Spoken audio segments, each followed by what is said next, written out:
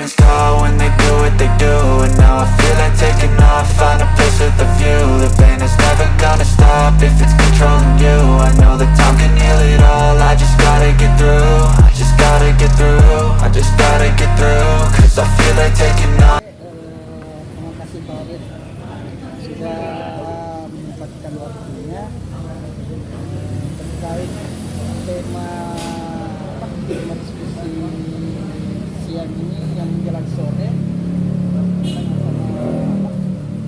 gempa di Mamuju ya. Saya sebenarnya belum tahu masalah itu, tapi kenapa saya agak tertarik diskusikan supaya saya juga punya pengetahuan tentang problem itu toh. Untuk saya langsung tanya Pak Adit mengenai coba menjelaskan apa masalahnya.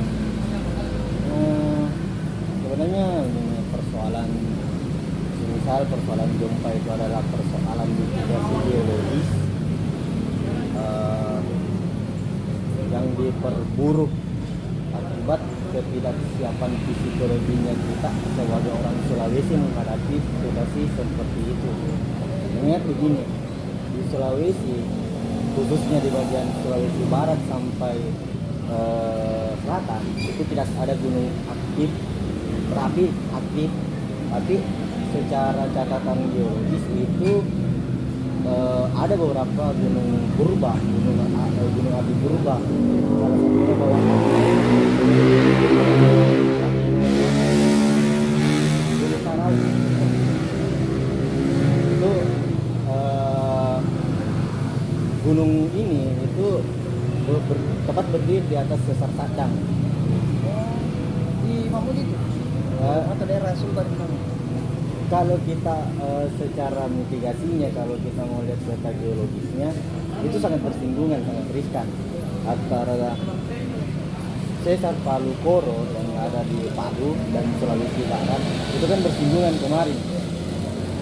Efek daripada pergerakan Sesar Palu Koro itu bersinggungan tepat dengan sesar yang ada di Sulawesi Barat. Jadi secara geologis seperti itu gambarannya, sependek sepengetahuan saya. Yang menariknya di sini banyak kemudian para cendekiawan atau katakan akademis atau tanda petik mahasiswa hari ini itu selalu mendiskusikan itu menjadi apa ya, menjadi ajang untuk keren-kerenan gitu. Meramaikan begitu, untuk meramaikan, untuk sok tahu gitu. Ya karena petik sok tahunya tuh, atau cari untuk menjadi sosok cerdas begitu, paham tentang masalah. Kita harus etis melihat gempa bumi. Apakah kita mau melihat gempa bumi itu dalam kacamata geologi, ekonomi, politik, atau apa? Apa motif dibalik kita berbicara gempa bumi? Orang teologi melihat gempa bumi itu sebagai Tuhan marah, Tuhan murka, banyak dosa di sini. Tapi ya mungkin ada dua itu ya. Kalau saya lihat mungkin ya ada satu untuk bagaimana sok tahu. Kalau ada para yang sebagai mahasiswa atau apa ya, mencari perhatian, kedua pasti ada hubungan secara politik, cari simpati, mungkin ada mungkin dua itu. Tapi menurut Pak, maksudnya apa yang jadi masalah yang orang-orang seperti itu memang dianggap sebagai sesuatu yang memang mengganggu begitu, masih pandangan-pandangan begitu. Ya kalau secara pribadi dan ketika kita membaca filsafat, kita akan menemukan yang namanya falasi, kesalahan berpikir, kecelakaan berpikir. Ini yang kita takutkan, jangan sampai kita berbicara atas nama filsafat, berbicara atas nama teologi, namun itu sebenarnya sesuatu yang salah, sesuatu yang tidak tervalidasi. Artinya begini, ketika kita mau berbicara gempa bumi, kacamata etis apa yang coba kita mau pakai begitu? Gempa bumi ini adalah persoalan biologi, persoalan sains. Sudut pandang nih. Saya terkait masalah sudut pandang apa ya kan?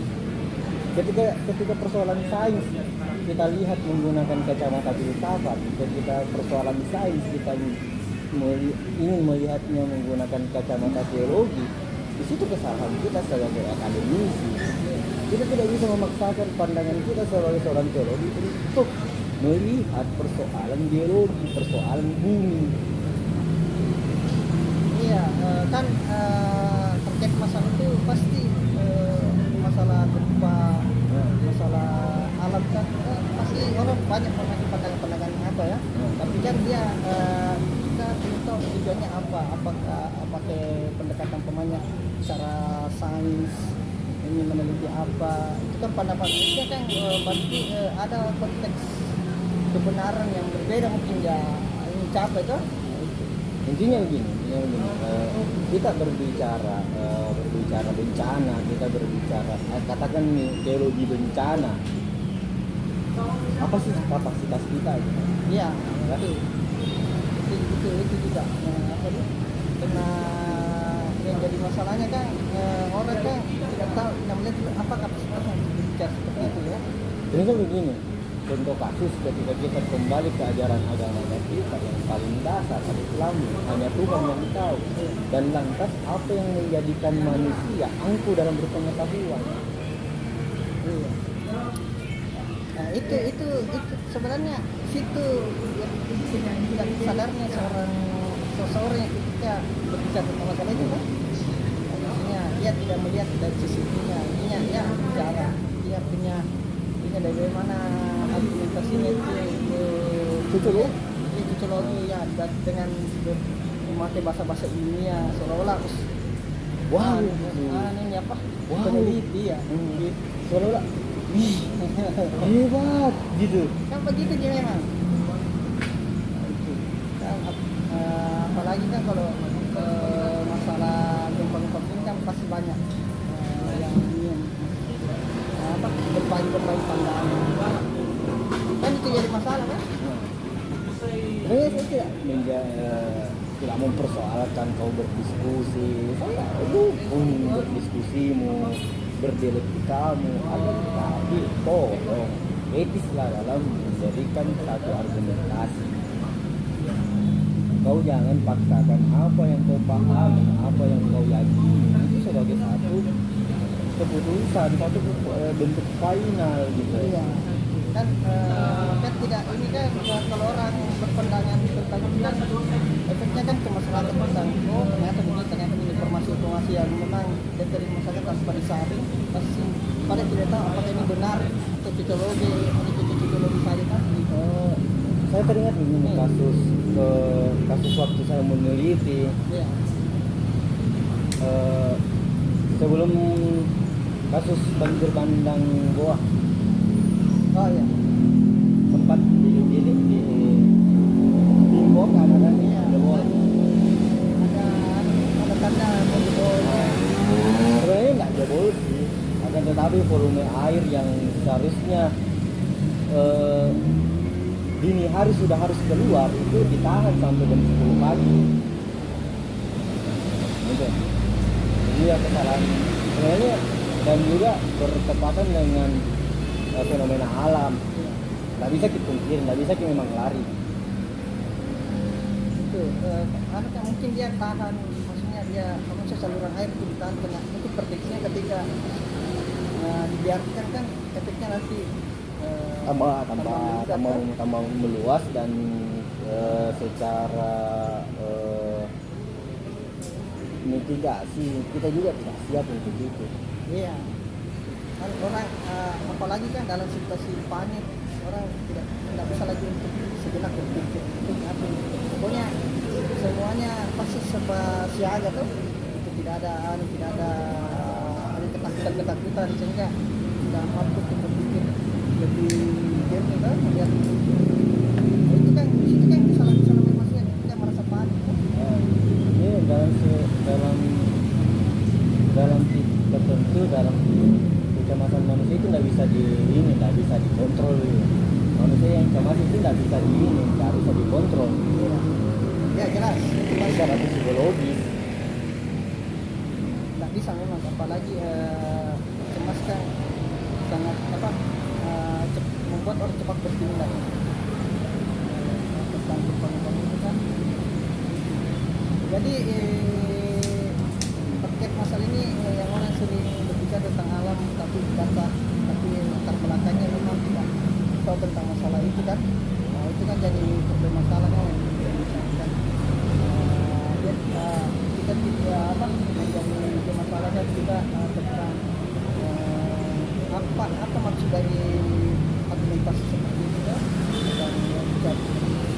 Tapi bagaimana kalau ada orang yang bermaksud tentang dia walaupun dia tidak punya latar belakang tentang akademisinya tentang gempa longsor, tapi dia bicara berbagi pandangannya tentang ini saya menyampaikan pandangan tentang itu seperti ini. Minimal dia bertanggung jawab secara akademis, itu yang pertama. Dan yang kedua, dia berbicara atas nama apa? Apakah dia berbicara atas nama kemanusiaan? Apakah dia berbicara atas nama ini dan itu? Harus jelas dia berbicara dalam bentuk apa? Apakah dia sebagai orang partai politik, misal contoh, apakah dia misal orang dinas sosial yang berbicara itu? Itu kan juga begini juga saya masih ingat ketika masih waktu Makassar masih dilanda hujan itu baru beberapa bulan. Ada statement salah sebuah bahwa air yang di atas sehingga masih disebut sebagai satu genangan. Itu kan masyarakat bingung kan, bingung. Maksudnya genangan itu kayak bagaimana kan, orang bingung bagaimana definisi genangan itu sama bagaimana. Makassar bilang genangan bagi sebut sebagai genangan sebagai status banjir, bagi sisi lain masyarakat banjir. Itu kan pandangan-pandangan yang telah mengartikan satu banjir.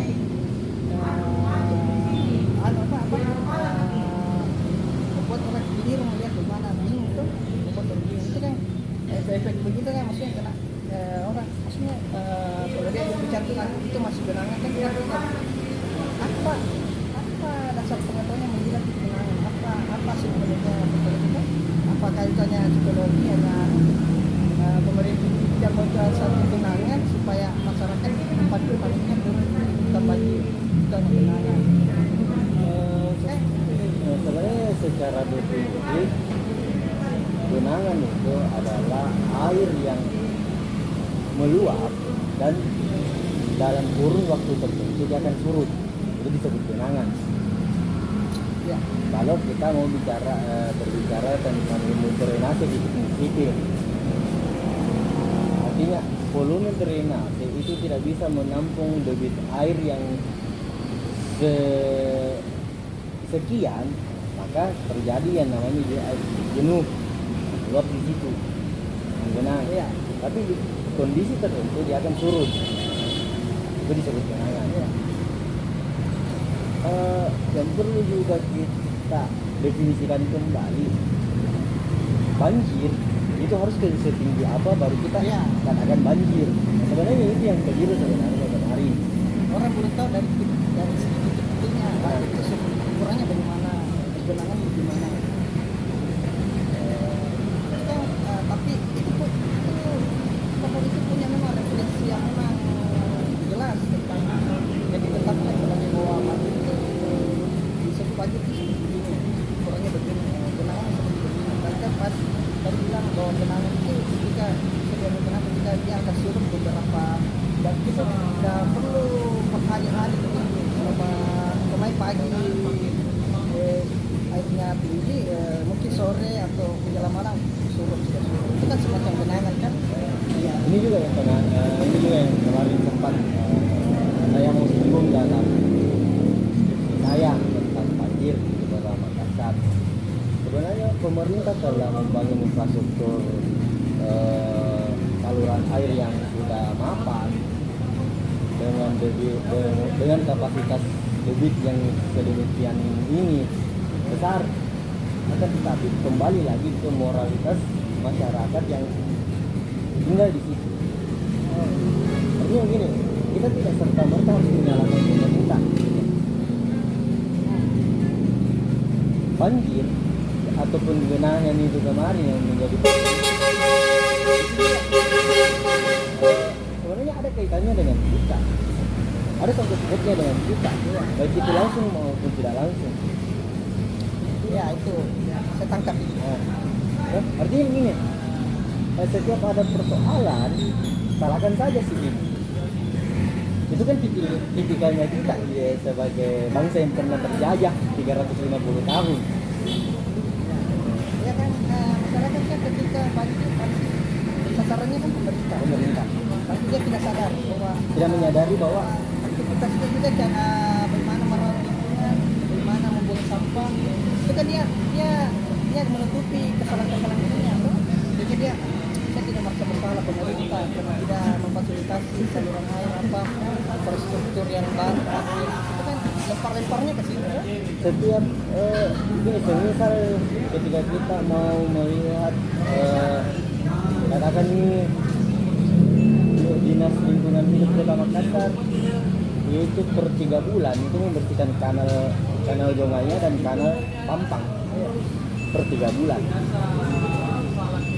Artinya ada langkahnya pemerintah. Yang menjadi problem adalah tingkat RT dan RW-nya kita yang bagaimana. Nah, itu lagi-lagi saya mau katakan, ngapain sih pergi di masjid di satu hari satu malam, dalam satu hari satu malam 24 jam kalau kita tidak punya moral. Masjid itu tempat apa sih gitu? Berarti kan moralnya kan tidak melebar begitu khusus di wilayah kebanggaannya dia hanya merawat wilayah tapi lingkungannya kan yang itu kan tidak iya kan kebijakan pemerintah biasanya kita pasti melemparkan kepada bawah-bawahnya seperti RT bagaimana memperhatikan ini kan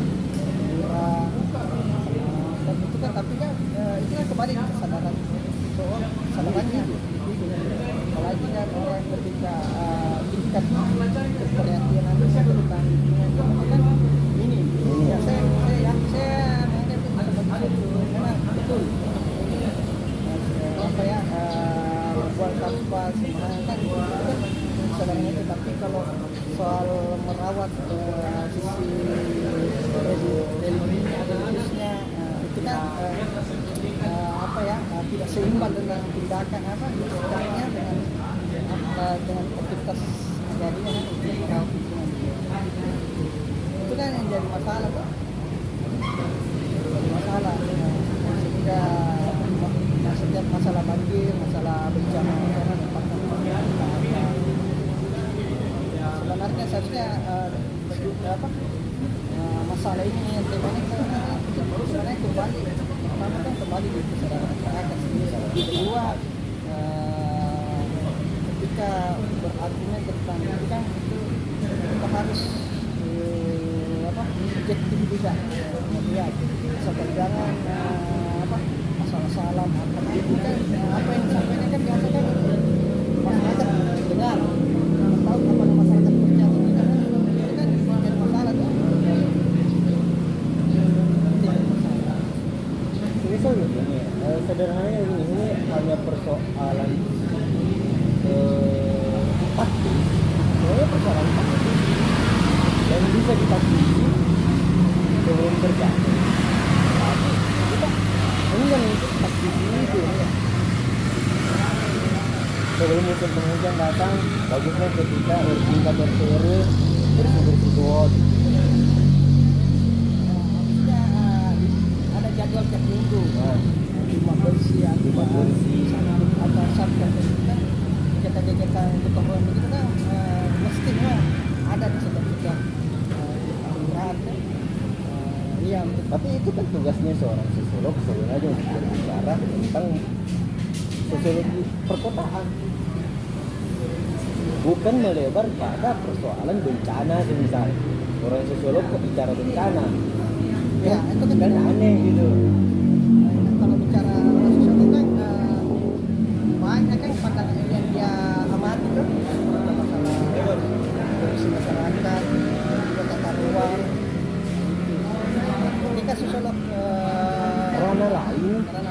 misal kesehatan. Berarti memang kan dia lintas pengetahuannya. Over pengetahuan nih, over pengetahuan. Itu kan bukan bidangnya di situ. Bukan Kan. bidangnya. Kan ketika ada orang berbicara ke orang sosiolog bicara kesehatan, pasti orang sosiolog bicara kesehatan, kan orang pasti anti. Apa dia? Sedangkan dia latar belakangnya seorang pengamat psikologi. Ya, tapi ketika dia oke lah, ketika dia melihat begini, pemukiman kumuh itu kan tidak sehat. Wajar ketika dia baru apa aja nih, fokus ke situ, baru bicara tentang pemukiman kumuh. Ada tadi yang alien ketika dia berbicara kuman, berbicara bakteri, itu kan bukan bagiannya, bro. Itu kan biasa kan orang yang seperti itu psikolog kan mereka kalau jika dia berbicara dia tidak sadar kalau dia sudah masuk di tahap kesehatan kan mungkin ya kalau dia masuk bicara kesehatan kan itu sesuai apa yang tahu kan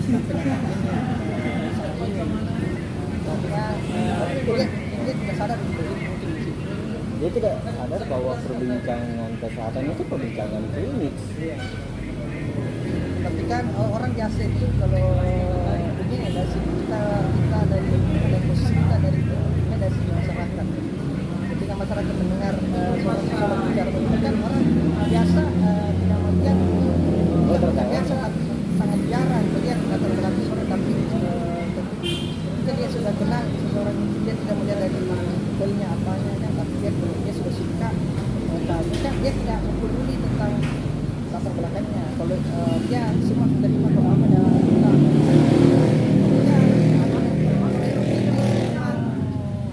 mengamati apa dia harus melihat latar belakang apa yang dibicara apa landasan teori yang dianggap kan itu kan masa itu kan jadi masalah di masyarakat tentang cara melihat orang berbicara kan kalau ya mungkin kalau saya dengar ya mungkin sudah cukup kalau saya jelas menangkap dari hari kan hari yang bermasalah yang menjadi masalahnya kan orang yang banyak berbicara tapi dia tahu latar belakang masalahnya kan latar belakang dirinya kalau berbicara seperti ini apa tentang itu sedangkan lalu berbicara dengan tindakan itu berbeda juga kan kesadaran masyarakat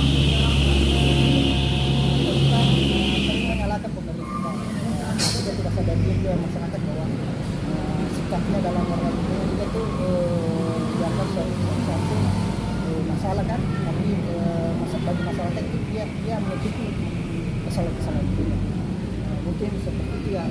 Terima kasih atas waktunya mungkin kalau ada saya bisa ada saran